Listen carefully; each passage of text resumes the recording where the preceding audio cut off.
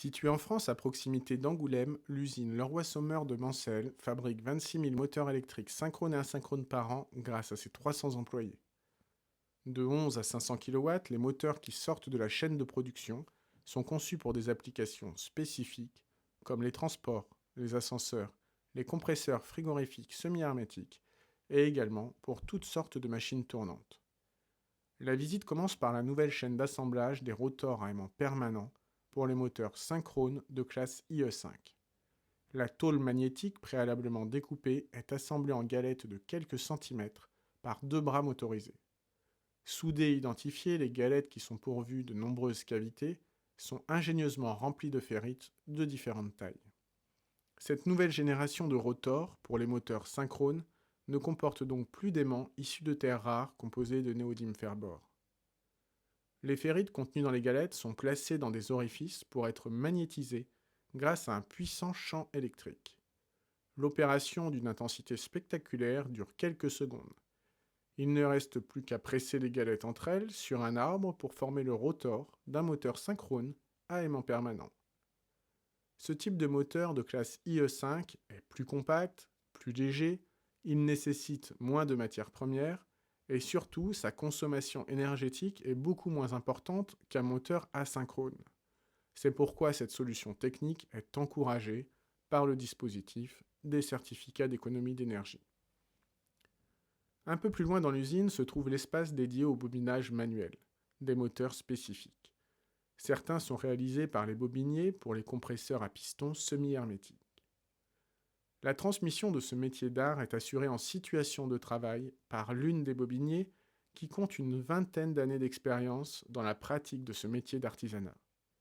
Les plans du bobinage des moteurs sont ici sur papier avec de précieuses indications manuscrites. À quelques pas en haut d'une plateforme se trouve un autre poste de travail avec deux hommes qui réalisent en partie manuellement l'assemblage de stators. Du fil de cuivre verni est façonné en bobine par une machine, avant d'être manuellement inséré dans des peignes. Les bobines sont ensuite soigneusement mises en place sur un guide. Les parties saillantes du stator sont minutieusement observées pour éviter d'endommager le vernis du fil de cuivre lors de l'assemblage. Une matrice pénètre à l'intérieur du stator avant d'assurer l'expansion afin de plaquer les bobines dans leurs orifices et d'établir l'alésage précis du moteur. Les roteurs, de type cage d'écureuil, composés de tôle magnétique et d'aluminium, sont fabriqués dans l'usine Leroy-Somer d'Angoulême.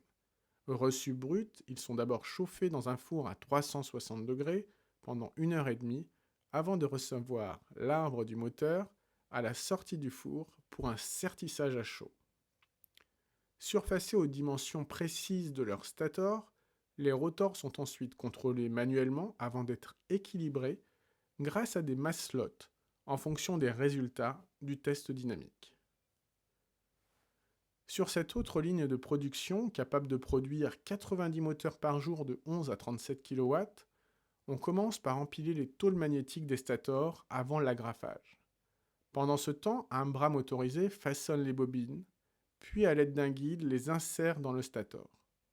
Un robot central distribue le travail aux différents postes qui l'entourent.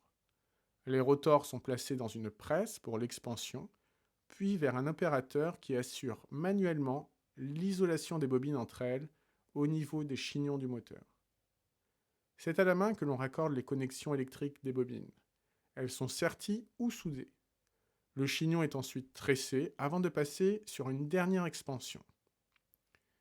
Un premier test électrique est réalisé à cette étape de la chaîne de production juste avant l'imprégnation. À l'aide d'une presse, on insère le stator dans son carter. Le surfaçage des portées est réalisé par une machine et les cotes sont vérifiées à la main avant d'envoyer l'ensemble vers l'assemblage final.